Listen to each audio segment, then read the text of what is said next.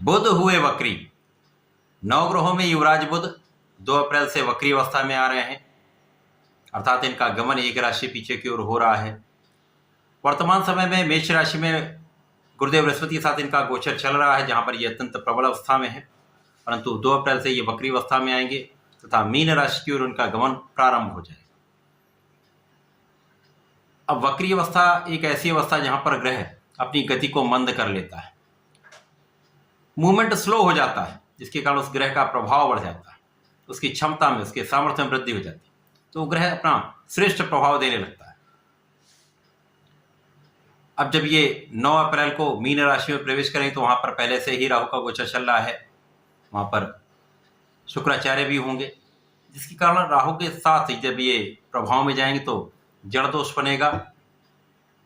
इसके साथ ही साथ ये अपनी नीच राशि में जाएंगे, परंतु वहां पर शुक्राचार्य चूंकि अपनी उच्च राशि में प्रवेश कर चुके हैं, उनका गोचर चल रहा होगा, वहां पर बुध का नीच भंग हो जाएगा तथा लक्ष्मी योग का निर्माण होगा, जो निश्चित रूप से समस्त राशियों को प्रभावित करने वाला है, कुछ विशेष लाभ देने वाला है, परंतु राहु के कारण कुछ समस्याएं भी हो सकती हैं।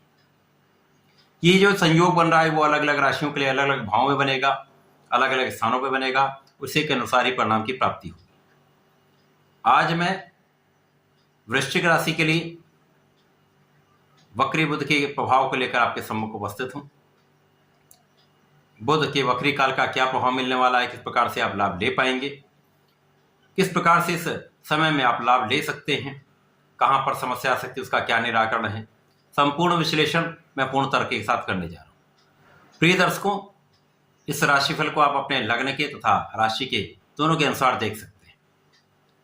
वृश्चिक राशि मंगल की राशि है। वर्तमान समय में मंगल का गोचर कुंभ राशि में चल रहा है, जहां पर ये शनि के साथ गोचर कर रहे हैं।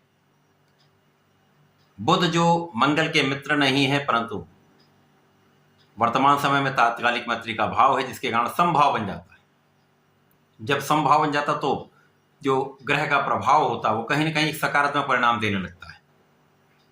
अब यदि अवलोकन करें तो वृश्चिक राशि के लिए बुध आपके अष्टम भाव के स्वामी तथा लाभ के स्वामी, अष्टमेश तथा लाभेश का गोचर वर्तमान समय में 6वें भाव में चल रहा है।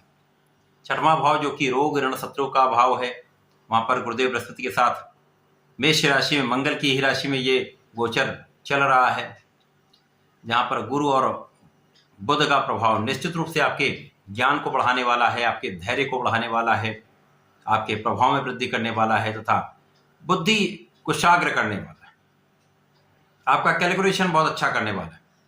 जब आप धैर्य और विवेक के साथ निर्णय लेते हैं तो यहाँ पर निश्चित रूप से आपके कामों में आपको सफलता मिलती है। क्योंकि यहाँ पर गुरुदेव बृहस्पति आपके लिए धन के स्वामी तथा पंचम के स्वामी है, जो अत्यंत विशेष भाव है, उनका गोचर षष्ठम में है, तो कहीं ना कहीं कुछ निर्बलता है, परंतु गुरुदेव बृहस्पति गुरु हैं जिनका कार्यकत्व ही ज्ञान देने का है, शिक्षा देने का है, तो आपके शिक्षा के भाव में प्रबलता आएगी।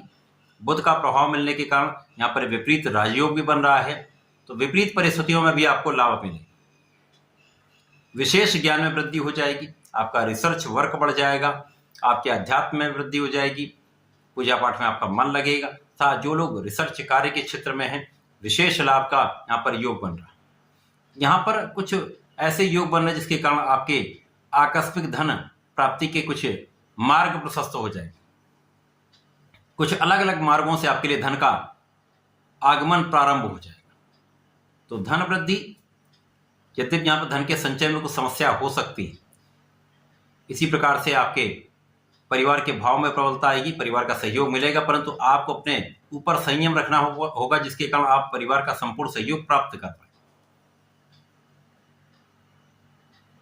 क्योंकि यहाँ पर लग्न की प्रबलता प्राप्त हो रही, लग्न एक अत्यंत श्रेष्ठ भाव में है, यहाँ पर केंद्र के भाव में होकर सकारात्मकता मिल रही है।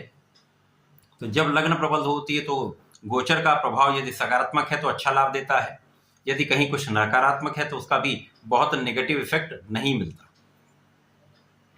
अब गुरु बुध का प्रभाव निश्चित रूप से कहीं न कहीं से आपके लाभ का मार्ग बनाने वाला है। विपरीत परिस्थितियों में कहीं न कहीं से आपको लाभ प्राप्त होता रहेगा। यहाँ पर कुछ मौसम के रोग हो सकते हैं,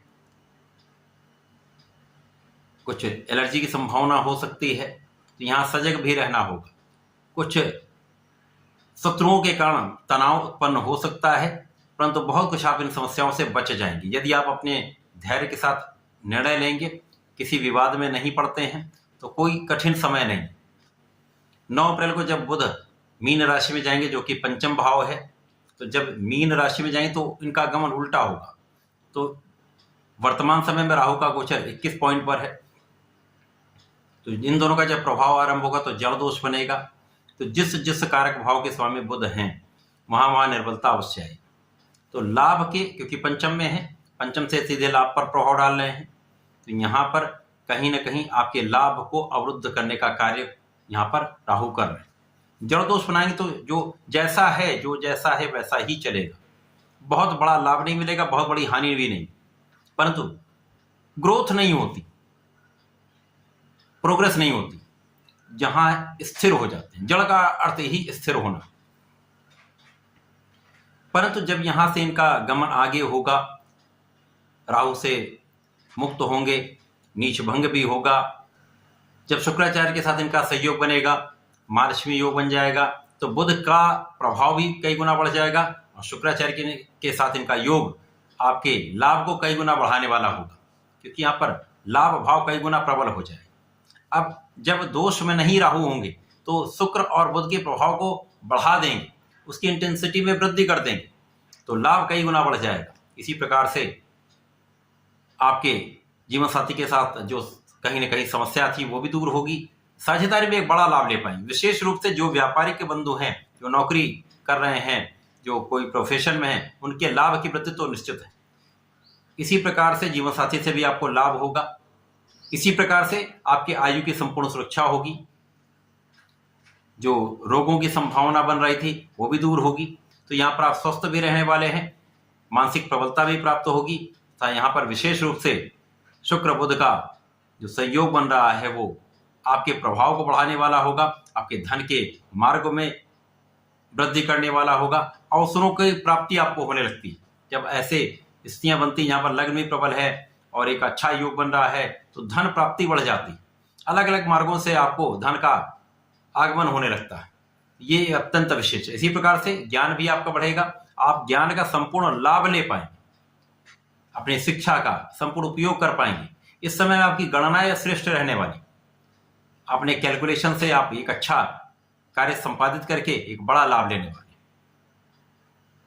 विदेशी व्यापार से, विदेशी कार्य से, विदेश में रहकर जो लोग कार्य कर रहे हैं, व्यापार कर रहे हैं, उनके लिए भी एक अच्छा योग बन रहा है, जो आपके धन को बढ़ाने वाला है, आपके कार्य में आपको आगे बढ़ाने वाला, प्रोग्रेस कराने वाला है। वृश्चिक राशि के लिए बुध का वक्री काल कुल मिलाकर प्रारंभिक समय में कुछ समस्या देगा, कुछ स्थिरता देगा, परंतु उसके पश्चात ये एक अच्छा लाभ देने वाला है, आपको आगे बढ़ाने वाला है, धन के मार्ग में वृद्धि करने वाला है, धन की प्रबलता प्राप्त होगी, तो संपूर्ण रूप से एक अच्छा प्रभाव मिलने वाला है। परंतु जब पुनः बुध मार्गी होकर आएंगे तो फिर कुछ समस्या आएगी, उसका एक अलग वीडियो मैं बनाने वाला हूं, तो संपूर्ण प्रभाव का विश्लेषण उस वीडियो में करूंगा। इस वक्री काल में वृश्चिक राशि के जातकों को भगवान शंकर मोचन की शरण में रहना चाहिए। नित्य संध्या समय हनुमानाष्टक का पाठ अवश्य करना चाहिए। तो प्रत्येक बुधवार को गाय को हरा चारा खिलाना चाहिए। यदि आप ऐसा करते हैं तो निश्चित रूप से इस समय में एक विशेष लाभ भी मिलेगा, समस्याएं कम होंगी, लाभ बढ़ जाएगा। तो ऐसा करके समय का लाभ लें। धन्यवाद, नमस्कार।